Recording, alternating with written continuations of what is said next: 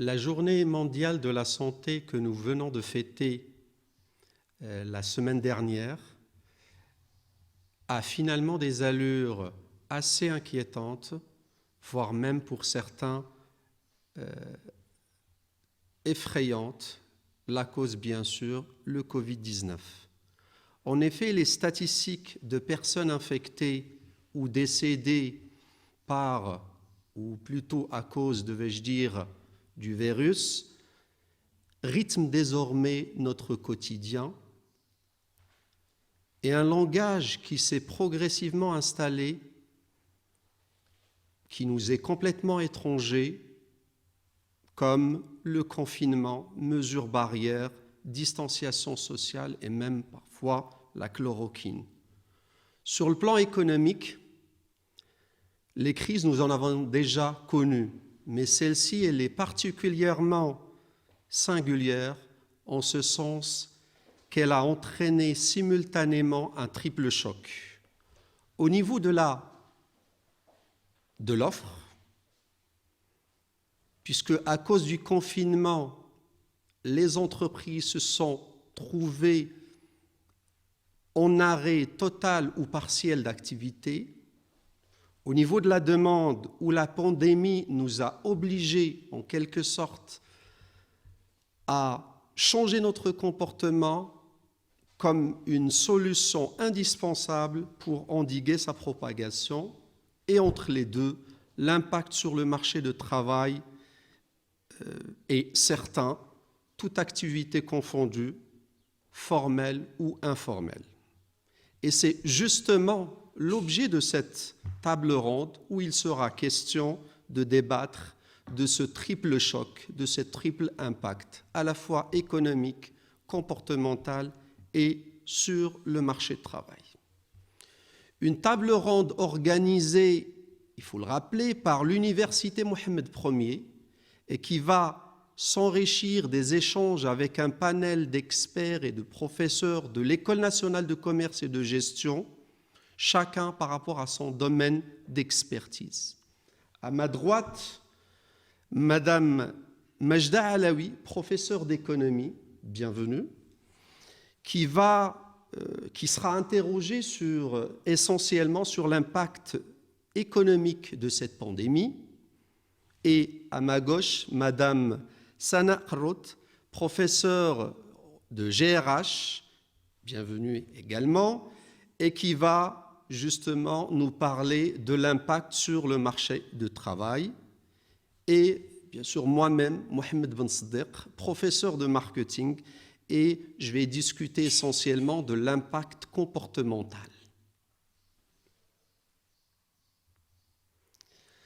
Afin de structurer notre débat, nous allons commencer, si vous le permettez, chers collègues, avant de vous donner la parole, d'abord de dresser un état des lieux, d'établir un portrait aussi réaliste que possible de la situation après, on va dire, 4 semaines de confinement, avant de discuter par la suite des mesures mises ou à mettre en place et susceptibles de renforcer la résilience ou renforcer la capacité de résilience de notre tissu à la fois économique, social, voire sociétal face à ces différents chocs. Sans plus tarder, je vous donne la parole, Madame, pour un état des lieux de la situation économique. À vous la parole. Merci, professeur. Alors, effectivement, le Covid-19 est une crise sanitaire grave, mais pas seulement.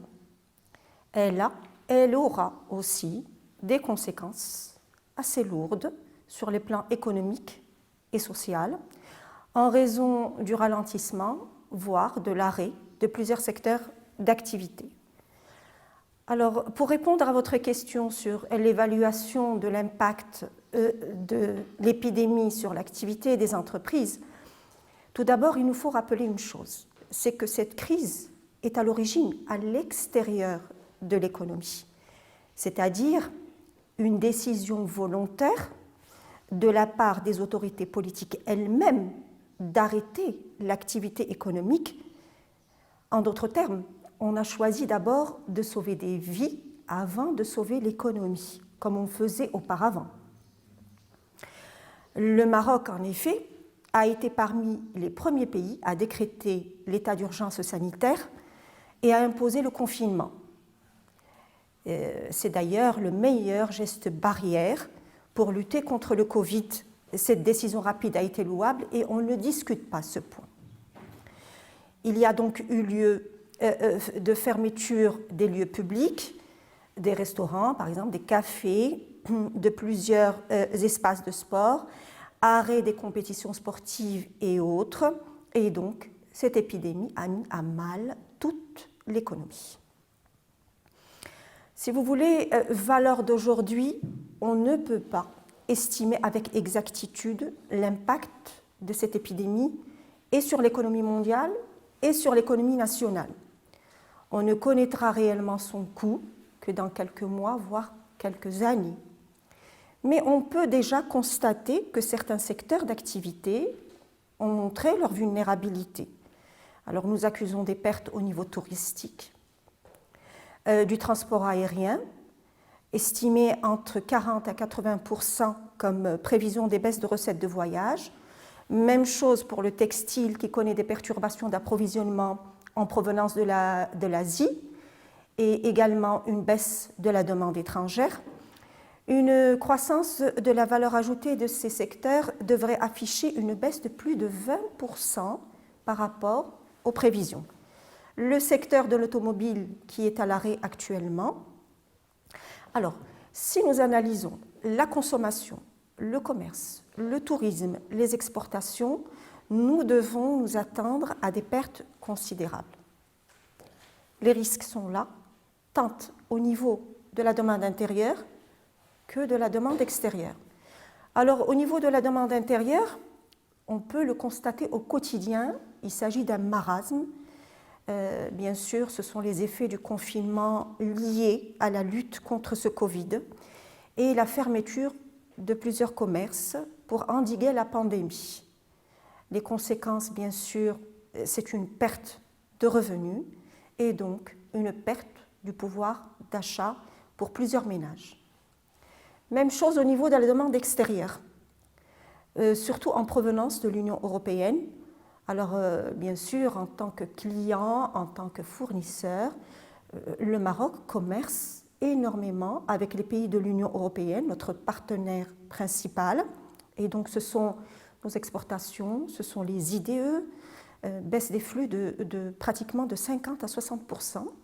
Les recettes du tourisme ainsi que les rapatriements des devises des Marocains du monde, estimés entre 30 à 40% de pertes, qui sont mises à mal, pas moins de 25 à 34 milliards de dirhams. Et nous suivons l'actualité de très près. Cette pandémie fait des ravages actuellement en Europe, dans les pays partenaires principaux qui sont la France, l'Espagne, l'Italie, et donc on devrait également s'attendre à des répercussions assez sévères de ce côté-là. Maintenant, si on se pose la question, combien de temps peut-on tenir? L'économie marocaine est-elle assez résiliente pour faire face à cette crise? Alors sachez que toutes les institutions pratiquement revoient à la baisse le taux de croissance qui, semble-t-il, ne pourra pas dépasser les 1,1% au premier trimestre 2020, au lieu des 2,3% qui étaient prévus auparavant. L'essentiel de ce retournement aurait été lié à la dégradation des perspectives de l'économie, bien sûr, des perspectives de croissance de l'économie mondiale, ainsi qu'aux mesures de confinement, il faut le préciser. À cela s'ajoute une mauvaise saison céréalière au Maroc, et on doit s'attendre également à une détérioration des recettes fiscales, en particulier celles en provenance des entreprises. Le déficit budgétaire va se creuser par manque de recettes et augmentation, bien sûr, des dépenses qui sont liées à la santé pour lutter contre le Covid-19, un déficit de la balance des paiements et le déficit de la balance commerciale qui se serait creusé sensiblement, apparemment plus de 23,8% au premier trimestre. Alors au total, les effets du confinement au cours du mois d'avril 2020 devraient amputer la croissance du PIB de 3,8 points. Au deuxième trimestre 2020, soit l'équivalent d'une perte de 10,9 milliards au lieu de 4,1% de dirhams un trimestre auparavant.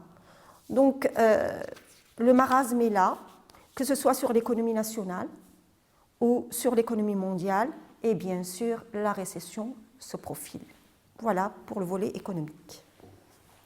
Ok, merci Madame pour cette présentation. Après ce portrait de la situation finalement économique avec un certain nombre de précisions sectorielles, l'impact sur la fiscalité, l'impact sur finalement les retours ou je vais dire les recettes de l'État, je passerai justement le relais cette fois à une description de finalement cet impact sur le marché de travail, peut-être avec quelques précisions également sectorielles.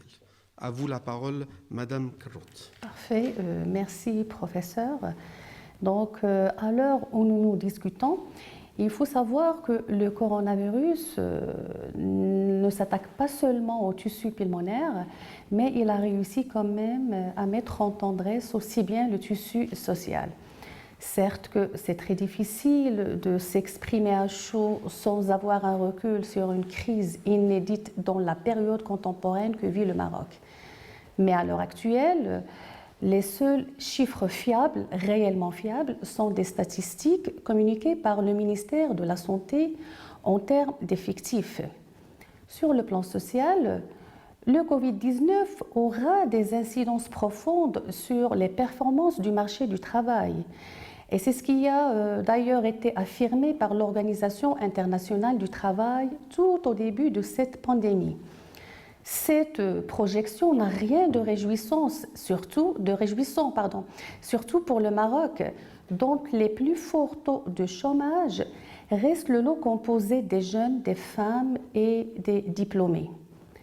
À propos des incidences du Covid-19 sur le chômage et le sous-emploi, et selon les premières estimations de l'Organisation internationale du travail, tout porte à croire que le monde devrait s'attendre à une hausse significative du chômage et du sous-emploi. Et bien évidemment, le Maroc n'y échappera pas. Sur le plan national, on est à 811 000 employés déclarés à la CNSS en arrêt du travail jusqu'à fin mars. Ce chiffre vient s'ajouter à 1,1 million de personnes chômeurs que comptait le Maroc fin 2019. Et certainement, le compteur continue à tourner. Et avec le chômage qui frappe l'informel, il me semble que certainement les chiffres vont s'exploser, ne serait-ce que pour la durée de cette crise. Donc, si vous voyez, on fait affaire à une augmentation phénoménale.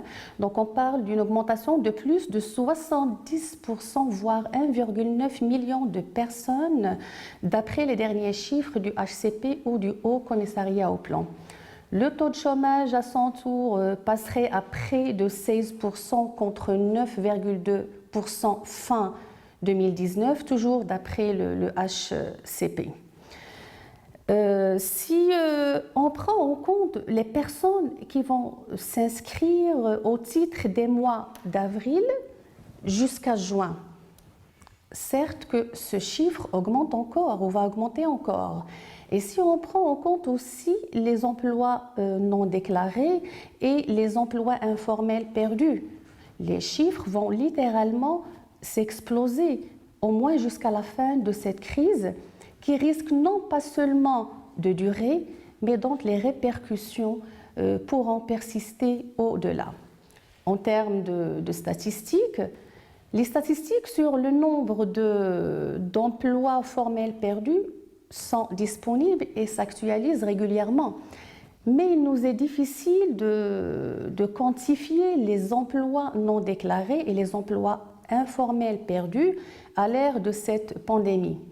Mais les systèmes mis en place par le gouvernement vont nous permettre de prévoir, voire de fournir un bilan sur les emplois non déclarés et informels perdus, bien évidemment en se basant sur le recensement des personnes à la fois bénéficiaires et des personnes non bénéficiaires du RAMED.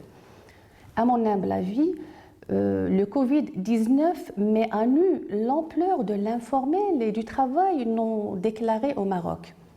L'informel aussi reste la principale caractéristique à notre économie nationale, ce qui amplifiera sans doute cette crise et frappera de plein fouet les tissus sociaux, notamment les couches sociales vulnérables ou défavorisées. Prenons à titre d'exemple le BTP, où la non-déclaration et l'informel sont également prédominants. Donc il s'agit d'un secteur qui emploie à peu près 1,1 million de personnes. Donc vous pouvez imaginer les répercussions par la suite. Soulignons que le gel d'activité économique provoqué par le Covid-19 aura certainement un impact sur l'emploi dans des secteurs clés au Maroc, à savoir le tourisme, le transport et l'automobile. Au niveau du tourisme, on n'est pas à moins de 500 000 employés et 8 500 entreprises menacées, d'après la Fédération nationale du tourisme. Au niveau du transport, on parle de 225 000 emplois menacés, d'après les estimations de l'Association nationale du transport aérien. Concernant le secteur de l'automobile, l'arrêt de l'activité aura des répercussions sur 180 000 employés à cette industrie, fait savoir la délégation de l'Union européenne au Maroc. Tenant compte des éventuelles répercussions du Covid-19 sur le chômage, il est fort à parier que le chômage passé de 9,5 en 2018 à 9,2 fin 2019 devrait s'aggraver dans les mois à venir et c'est une situation à redouter. En termes du recrutement, on peut dire que ce dernier il est en stand-by. Qui dit gel de l'activité économique dit également gel des recrutements. Les compagnies aériennes au Maroc ont annoncé d'avoir stoppé leurs activités de recrutement. La même chose pour la fonction publique qui a annoncé avoir reporté tous ses concours et ce pour une date ultérieure. Donc le constat, c'est qu'on est face à une réalité qui s'impose. Il y a des problèmes avec ceux qui travaillent déjà. Quid avec des nouveaux arrivants sur le marché du travail? Merci pour ces précisions avec des statistiques à l'appui et en plus sectorielles et surtout le fait de mettre en avant le secteur informel, un secteur qui devrait justement être considéré comme un élément à structurer, à réhabiliter et sur lesquels il faut beaucoup plus d'attention. Alors, par rapport à ce premier état des lieux, nous sommes d'accord sur le fait que finalement, on est devant des estimations provisoires et il faut absolument peut-être attendre à un certain nombre d'études approfondies pour arriver à développer des conclusions établies. Alors, de ma part, je vais essayer justement de mettre en avant cette question de changement de comportement. Et je vais commencer par dire qu'en fait, le Covid à travers un certain nombre de prescriptions qu'il a développées, en fait, a bousculé nos habitudes, notre manière de saluer, notre manière de vivre en communauté, notre manière de penser, voire même de sentir. Elle nous a imposé un changement de comportement comme moyen incontournable pour freiner sa propagation et de surcroît, la réponse comportementale ne peut être que inévitablement collective. En effet, la probabilité qu'une personne soit infectée ou propage le virus dépend essentiellement de son propre comportement, mais aussi du comportement des autres.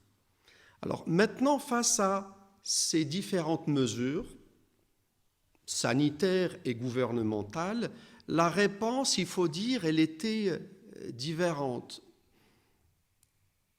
et que je vais essayer de ramener à deux grandes catégories. Une première catégorie de personnes qui ont rapidement adhéré, spontanément adhéré à ces mesures, tellement ils ont compris l'intérêt pratique de ces mesures. Par exemple, je prendrai l'exemple du confinement, où avec la raison fondamentale et beaucoup plus altruiste, rester chez vous, ça permet de ne pas nuire les autres. Et surtout, ils ont compris l'ampleur de la menace à sa juste valeur. Il y a des personnes qui sont allées plus loin, ils se sont engagés dans des actions, une contribution financière sous forme de dons, des campagnes médiatiques avec des messages de banalisation, des messages d'explication des mesures, certes réalisés par des amateurs, mais croyez-moi, avec beaucoup de pédagogie. Même le contexte corporate a eu son lot de contributions. Je donnerai quelques exemples. Par exemple, les sociétés de télécom proposant une gratuité d'accès à un certain nombre de plateformes d'enseignement ou un certain nombre d'administrations, de sites administratifs.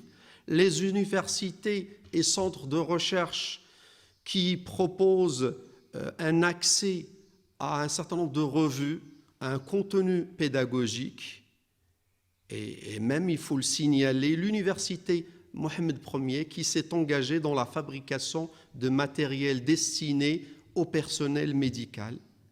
Et côté étudiant, il faut justement saluer un certain nombre d'initiatives du genre crowd learning, des plateformes de tutorat créées par des étudiants pour les étudiants qui commencent à émerger dans le contexte universitaire. Alors, l'ensemble de ces réponses comportementales, il faut dire que c'est des réponses souhaitées, désirées, qu'il faut absolument encourager, qu'il faut absolument soutenir et appuyer, et surtout, il faut les faire savoir. Une manière de donner l'exemple, de montrer la voie, et surtout de créer une certaine contagion positive. On le sait tous, on reste majoritairement des coopérateurs conditionnels. On s'active lorsqu'on voit les autres s'activer ou bouger. Maintenant, venons-en à la deuxième catégorie. Cette deuxième catégorie, face à la peur, à l'inquiétude, peut-être à l'incertitude, tout à fait justifiée et naturelle, mais qui s'est retrouvée amplifiée par un contenu médiatique excessivement alarmant, des fake news de tout genre, peut-être parfois des précarités dans leur statut professionnel et parfois des controverses même dans les débats scientifiques. Pour parler du débat sur la chloroquine, par exemple. Tous ces réactions, en fait, ont semé du doute, de la dissonance cognitive auprès de ce public en laissant apparaître un certain nombre de comportements, consciemment ou inconsciemment, des comportements plutôt irrationnels, voire même irresponsables. Je donnerai quelques exemples de ces comportements. Je veux peut-être dire le fait de prendre à la légère les consignes barrières, surtout peut-être par biais d'optimisme, les menant ou les amenant à croire que ça n'arrive qu'aux autres, que je ne suis pas concerné peut-être par égoïsme. Il faut dire également les expressions de colère, qui parfois sont agressives envers le personnel médical et les agents d'autorité. J'ouvre la parenthèse pour justement adresser un message, ou plutôt un hommage très mérité au personnel soignant, toutes catégories confondues. Ce sont de véritables soldats qui travaillent en flux tendu, comme on dit, pour justement le bien-être de toute une nation et pour la survie de toute une nation. Alors je disais que également parfois il y a des réactions peu sympathiques envers les personnes qui ont contracté le virus. Par exemple, on dit Mskin, comme s'il était mourant, alors qu'on sait très bien, les statistiques le précisent. Finalement, c'est un virus dont le taux de mortalité est très très bas. Une autre forme de ce comportement, je vais dire, indésirable ou irresponsable, c'est ce qu'on appelle l'achat de panique. Il ne faut pas se leurrer, l'achat de panique, des études ont montré qu'il n'est pas lié essentiellement à une forte émotion comme la peur, mais c'est une réponse tout à fait naturelle à un risque d'indisponibilité ou de manque d'accès causé par le confinement et qui se trouve amplifié par justement la probabilité de voir, d'observer des personnes faire pareil, c'est-à-dire un afflux massif vers les grandes surfaces, vidées. On a tendance à faire pareil lorsqu'on voit les autres le font.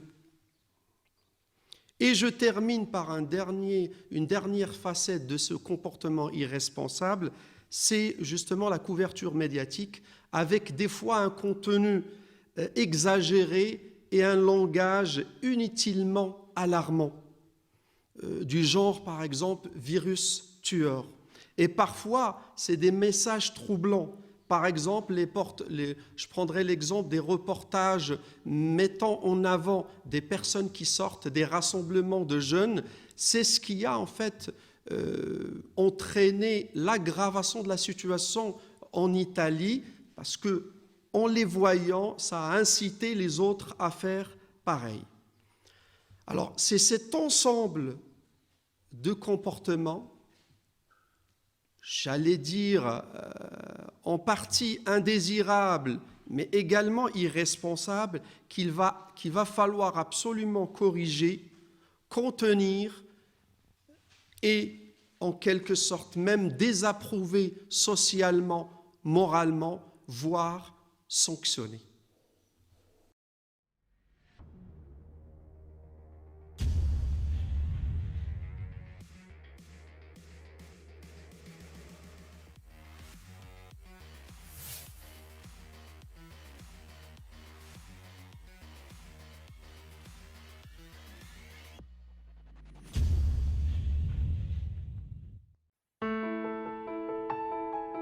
تعد جامعة محمد الأول المؤسسة العمومية الوحيدة للتعليم العالي بجهة الشرق، جهة تزخر بالتنوع والجمال الجغرافي الغني بموارده الطبيعية والبشرية. يستفيد ما يقارب 75,000 طالب من التكوينات التي توفرها الجامعة تحت إشراف طاقم بيداغوجي وإداري يتجاوز عدده 1500، يسهر على نجاعة 250 تكوينا بمجالات عدة على موقعين اثنين، وجدة والناظور. يتوفر موقع وجدة على 3 مؤسسات ذات استقطاب مفتوح و4 مؤسسات ذات استقطاب محدود. مواكبة لمتطلبات وحاجيات سوق الشغل، توفر جامعة محمد الأول تخصصات عدة على مستوى الإجازات الأساسية والمهنية، وكذا سلكي الماستر والدكتوراه.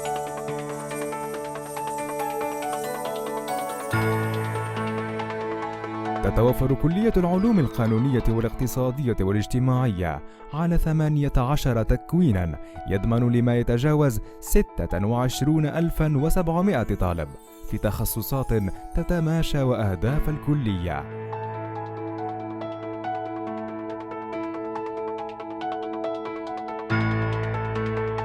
تتوفر كلية العلوم على 24 تكوينا يستفيد منها ما يقارب 6,300 طالب في تخصصات متعددة.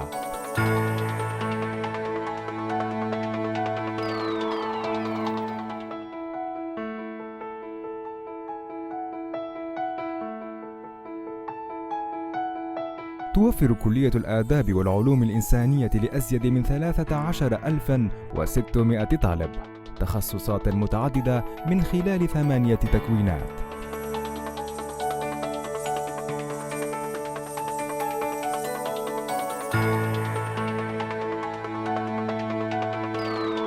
توفر كلية الطب والصيدلة تكوينا ذا جودة عالية لفائدة أكثر من 2,300 متلقية، وذلك في جميع التخصصات الطبية والجراحية والبيولوجية.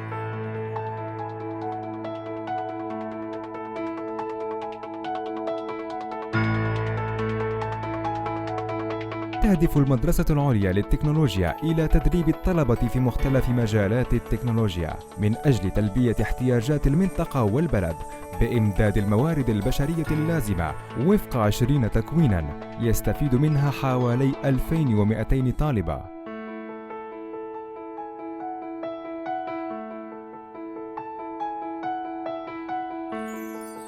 تسعى المدرسة الوطنية للتجارة والتسيير عبر 6 تخصصات توفرها لما يقارب 1,000 طالب إلى تحقيق تكوين يتيح لهم تشكيل صورة تلبي متطلبات السوق المحلية والوطنية.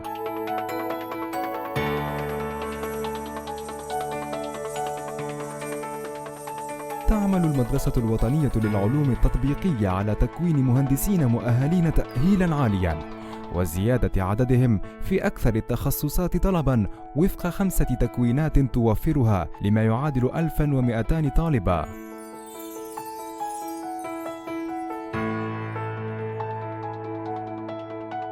أما فيما يخص موقع الناظور فيتوفر على كلية متعددة التخصصات التي تهدف إلى تمكين طلابها الذين يتجاوز عددهم 22,300 طالب من تكوين يتوج بحصولهم على شهادات تؤهلهم لولوج سوق الشغل في مختلف المجالات.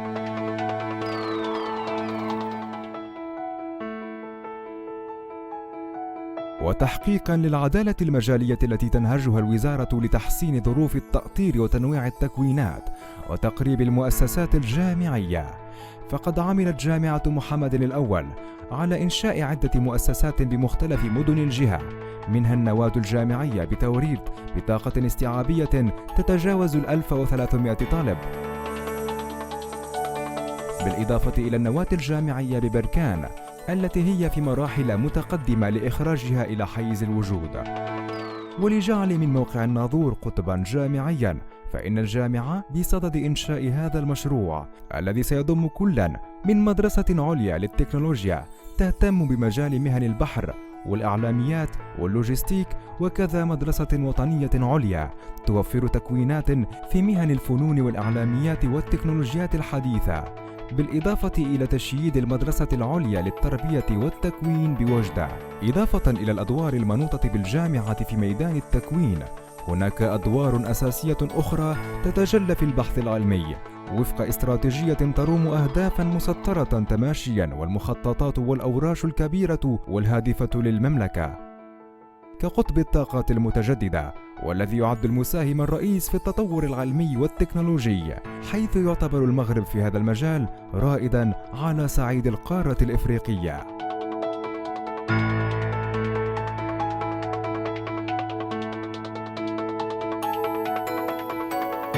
ونظراً لكون جهة الشرق منطقة فلاحية بامتياز، فإن الجامعة تتوفر على قطب الفلاحة والصناعة الغذائية والتكنولوجيا الحيوية، الذي يسعى للمساهمة في تحسين وتطوير الإنتاج الزراعي بالمنطقة عبر تطوير تقنيات جديدة للنهوض بهذا القطاع. وفي إطار الشراكة التي تجمع جامعة محمد الأول بأكاديمية البحث والتعليم العالي ببلجيكا، تم إنشاء مركز الشرق لعلوم وتكنولوجيا الماء، الذي يهدف إلى تطوير البحوث وإدارة المياه من أجل بيئة مستدامة، إضافة إلى التنقيب عن المعادن وإعادة تأهيل وتحسين الموارد الطبيعية.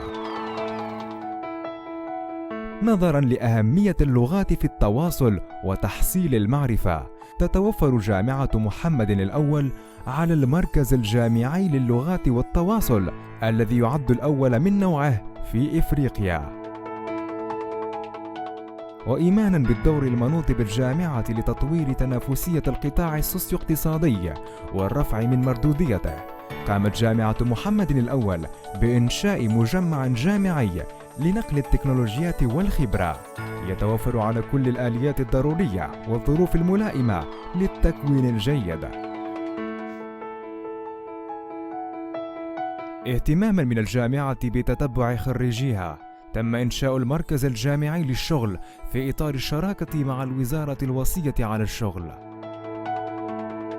ليست الجامعة حيزاً للتكوين والبحث العلمي فقط، بل هي فضاء تتلاقح فيه الثقافات، وهي ملتقى لطلبة يأتون من مختلف أركان الجهة والوطن، إضافة إلى اندماج لطلبة وافدين من بلدان إفريقية وأخرى عربية، يتكاتلون في تناغم وانسجام لتنشيط حركة ثقافية وفنية ورياضية تساهم في إشعاع الجامعة وتنشيط حياتها الطلابية.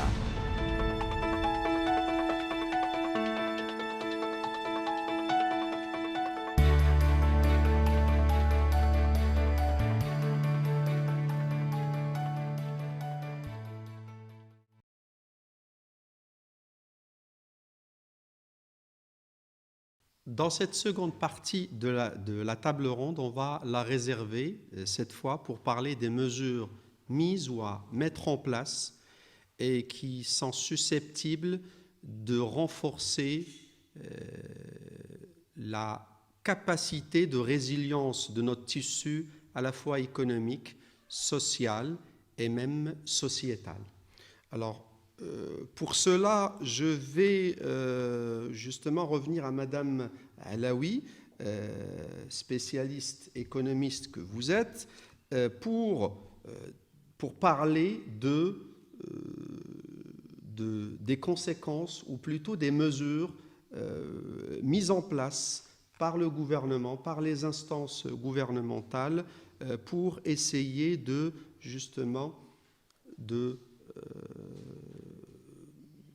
d'augmenter cette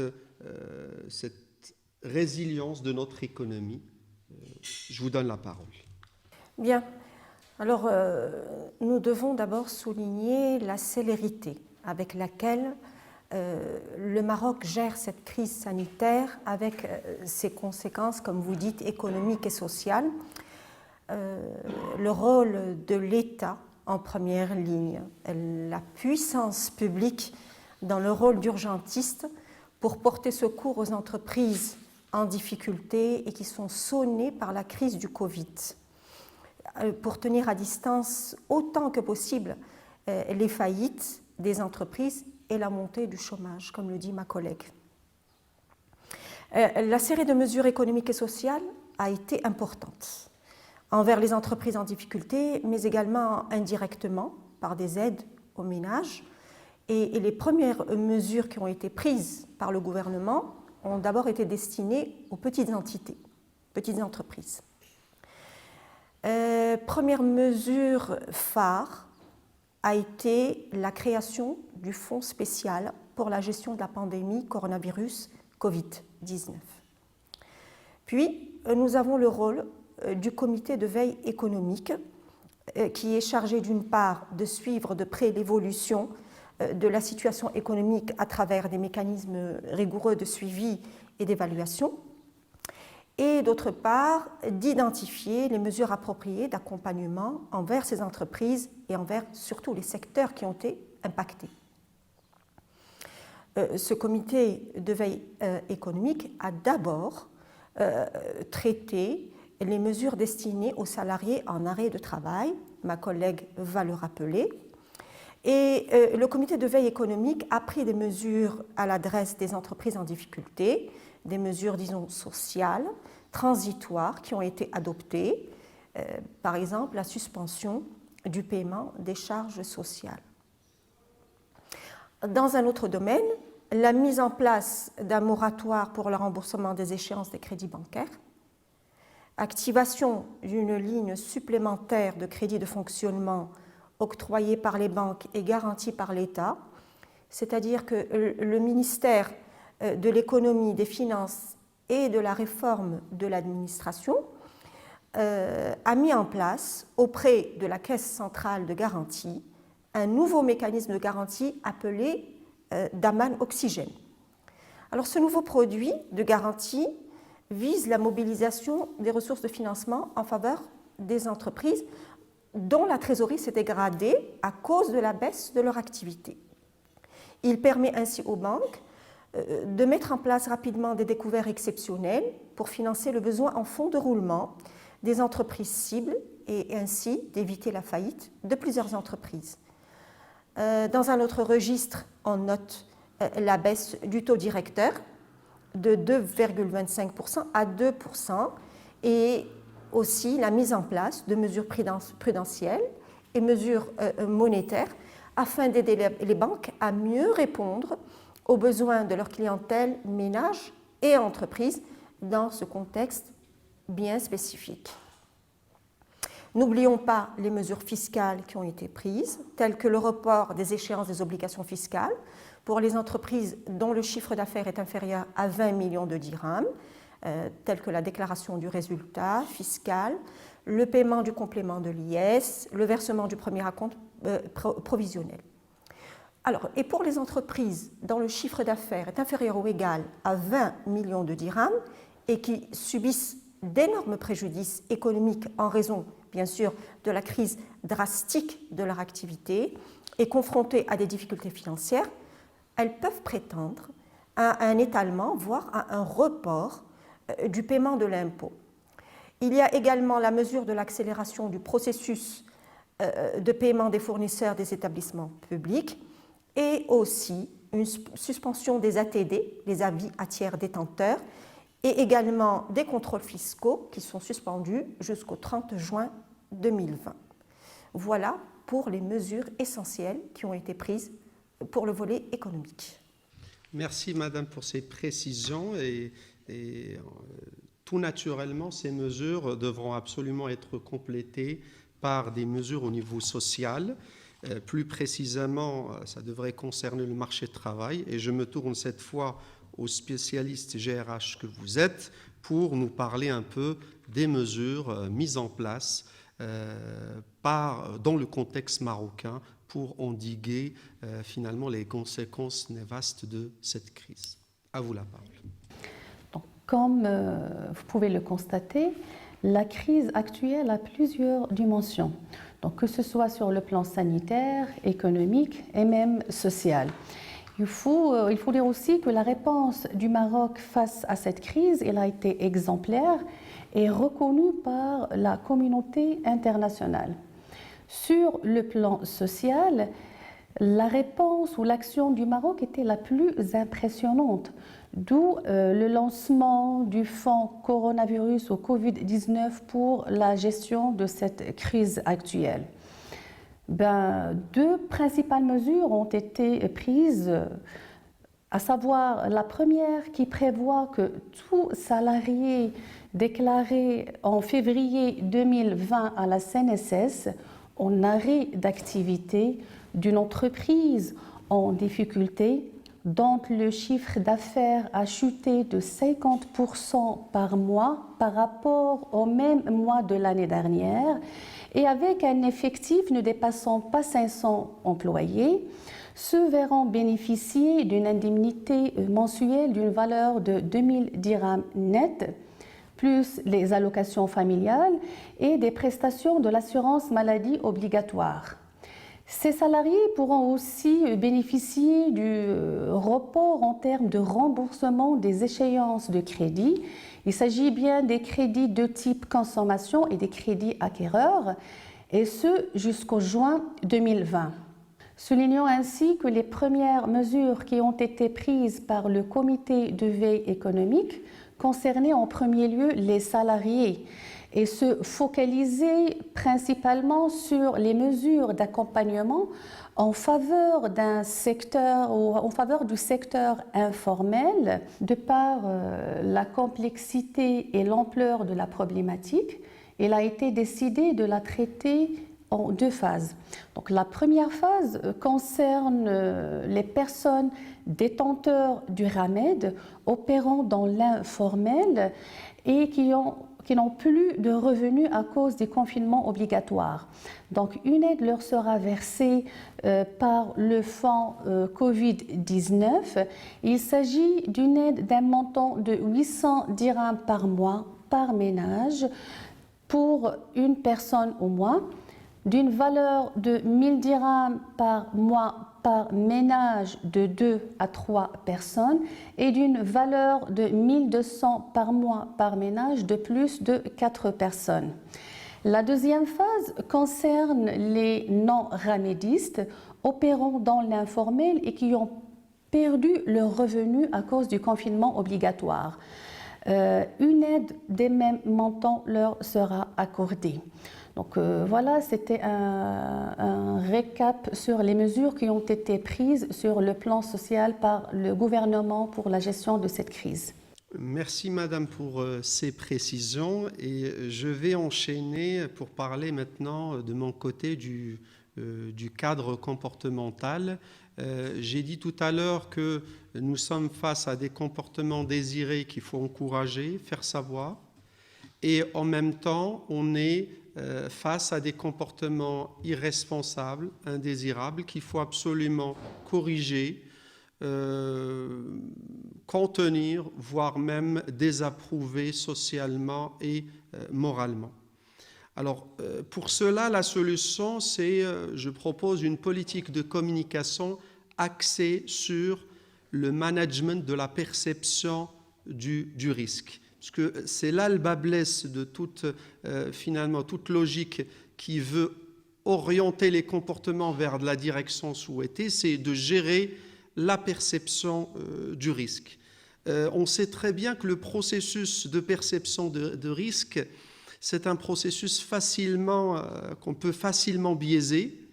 Et surtout, on est dans un terrain, sur le plan comportemental, on est sur un terrain difficile et glissant. Les gens ont du mal à définir avec précision leur niveau de risque, ce qui va certainement affecter leur processus de décision et partant, ça va les faire basculer ou bien dans des comportements souhaités, désirables, dans le bon sens en quelque sorte, ou bien dans des comportements, je dirais, moins souhaités, plus irresponsables. Donc l'enjeu serait essentiellement de voir comment corriger les perceptions erronées via une politique de communication adaptée de telle manière à stimuler des réponses comportementales recherchées. Alors, pour ce faire, il faut être très attentif finalement à un certain nombre de biais perceptuels. La littérature marketing, mais aussi la littérature en finance comportementale, parle de 3 grandes catégories de biais. Alors, je vais commencer par le premier biais, ce qu'on appelle le biais de disponibilité. Cela veut dire quoi? Tout simplement, la personne arrive à développer sa perception de risque en fonction de la quantité d'informations, le volume et la fréquence d'informations qui circulent dans un contexte médiatique, que ce soit traditionnel ou même dans les réseaux sociaux. Alors, l'idée, c'est en quelque sorte d'éviter, dans sa façon de communiquer, à tout ce qui peut justement inciter à la peur inutile.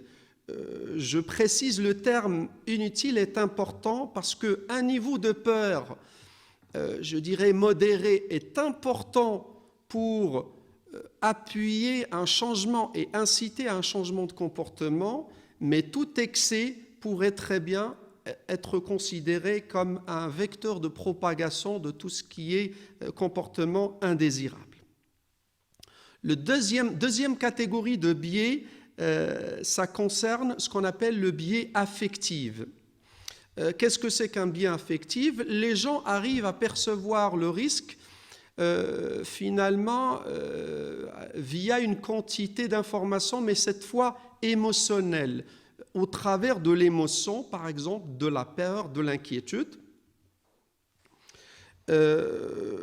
Là-dessus, jouer sur l'accordéon émotionnel, c'est quelque chose qu'il faut prendre avec toutes les précautions qui s'imposent, surtout lorsqu'il vient remplacer l'analyse ou la logique et en quelque sorte succomber à ce qu'on pourrait appeler la dictature de l'émotion. Alors là-dessus également, qu'est-ce qu'il faut faire? C'est essentiellement éviter tous les langages émotifs, tous les langages sensibles qui vont aller au-delà de ce qu'on pourrait considérer comme de l'empathie. Je précise que l'empathie, elle est importante parce qu'elle permet, les gens ont besoin d'être rassurés que les responsables arrivent à les comprendre, arrivent à ressentir ce qu'ils ou comprennent leur ressenti. Le troisième catégorie de biais que je qualifie de biais rétrospectif ou de recul, l'idée de ce biais, c'est surtout le fait de dire que on sait très bien les statistiques sur le coronavirus évoluent tout le temps avec des actualisations parfois 2-3 fois par jour.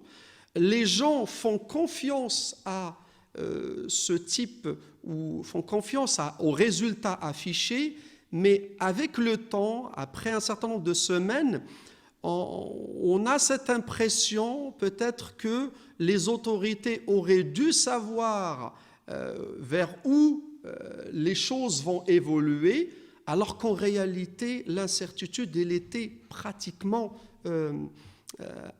importante au point qu'il y a une difficulté de visibilité. Et là-dessus, il faut absolument faire en sorte de communiquer sur l'étendue de risque sans exagération ni minimisation pour en quelque sorte, au risque en quelque sorte de perdre la confiance ou la crédibilité. On sait très bien au moment de crise, la confiance est un ingrédient important pour pouvoir canaliser les comportements dans les directions voulues. Voilà, donc finalement, on va essayer de rectifier le comportement, de les faire évoluer vers la direction souhaitée en essayant de gérer ces trois catégories de biais. Je vous propose peut-être maintenant de dire peut-être un mot, une synthèse ou là, un ajout que vous voulez ajouter par rapport à cette table ronde, chacun bien sûr dans son domaine de compétences. Et je vous cède la parole, Madame Alaoui, pour une petite conclusion. Très bien. Donc, pour ma part, ce sera plutôt des leçons à tirer de ce que nous sommes en train de vivre. Alors, on ne sait pas vraiment à quoi va ressembler cette crise. Et en tant qu'économiste, tous les scénarios sont possibles. On peut les mettre en avant. Et tout va dépendre de ce que vont nous dire les spécialistes de l'épidémie. Ce qui est sûr, c'est qu'il y aura un avant et un après du Covid. On ne vivra plus de la même façon après le Covid, même après le déconfinement. Si déconfinement il y a dans les prochains jours, chose qui n'est pas pour le moment, on n'en parle pas encore. Alors, comme nous l'avons constaté depuis le début de cette pandémie, J'insiste sur le fait que plusieurs leviers ont été actionnés rapidement pour répondre et pour contrer justement les effets négatifs du Covid-19. On note également une transparence dans la communication étatique. Une chose sur laquelle j'aimerais insister également, c'est le rôle de la société civile et une maturité d'esprit exemplaire de la part du citoyen marocain, un sens du civisme. Nous avons constaté un engagement rapide dans un élan de solidarité en réponse justement aux impacts négatifs du Covid-19. Et puis, pour ma part, l'enseignement le plus important, c'est que le Maroc, à travers sa façon de gérer justement cette épidémie du Covid-19, a démontré qu'il était capable de créer son propre modèle économique et social. Voilà, professeur. Merci, madame. Et peut-être, avant de vous donner la parole, je vais rebondir sur finalement la question de la sortie du confinement ou du déconfinement, pour dire que finalement, elle est également complexe à gérer. Et d'un point de vue comportemental, il va falloir cadrer et influencer le comportement dans la bonne direction, au risque d'annuler tous les avancées qu'on a pu réaliser grâce justement au confinement. Et dans ce cadre, peut-être il y a possibilité de développer une architecture de choix possible qui devrait être posée suivant la logique du nudge ou du nudging. C'est en quelque sorte orienter et guider les actions des gens vers des comportements particuliers qui seront considérés ou perçus comme étant évidents et qui sont plus sains, sans justement imposer une coercition, c'est-à-dire tout simplement en laissant le choix ou en laissant la liberté de choix aux gens. Peut-être, Madame Sanaqrot, un dernier mot pour conclure bien sûr sur le volet marché de l'emploi. Parfait, très bien. Donc, pour moi, je vois que cette crise offre des opportunités à saisir. Donc, ainsi, le Maroc peut gagner des parts de marché en sortant de la dite crise plus vite et relativement moins touché que les autres économies. Et pourquoi pas ne pas profiter de cette crise actuelle et penser à moderniser le système d'éducation et de santé en s'appuyant sur le digital. Donc on est réellement dans une ère de digitalisation et de numérisation. Pourquoi pas ne pas s'orienter dans ce sens. Ok, merci. Madame, et peut-être en guise de conclusion, je pourrais dire qu'il y a toujours une dualité dans toute crise, et celle-ci ne fait pas exception. Certes, il y a le côté finalement négatif, une expérience de souffrance, et l'humanité en a connu d'autres, et elle a toujours su les dépasser. Mais en même temps, et ça c'est le côté positif, elle nous offre l'opportunité d'une remise en cause, d'une remise en question, d'en tirer les enseignements, de transformer nos comportements individuels comme des comportements organisationnels ou corporates, de repartir sur de nouvelles bases, de penser le développement, de repenser peut-être le développement sur les trois axes qu'on vient de citer, l'économique, le marché de travail, le comportemental, mais cette fois dans un modèle beaucoup plus intégré. Bref, dans cette perspective, on peut dire que le Covid-19 est venu pour appuyer ce chantier sur lequel le Maroc s'est engagé il y a plus d'une année, et à savoir le nouveau modèle de développement, et il lui a permis en quelque sorte ça va permettre d'accélérer le processus de mise en place, à en éclairer les vraies priorités avec une expertise locale, avec une certaine complémentarité entre les régions, et où le social, l'environnemental et le sanitaire n'est pas que des variables d'ajustement, mais c'est des variables essentielles à prendre en considération dans l'architecture du nouveau modèle de développement. Je vous remercie pour votre attention. Prenez soin de vous et adoptons un comportement responsable. Merci.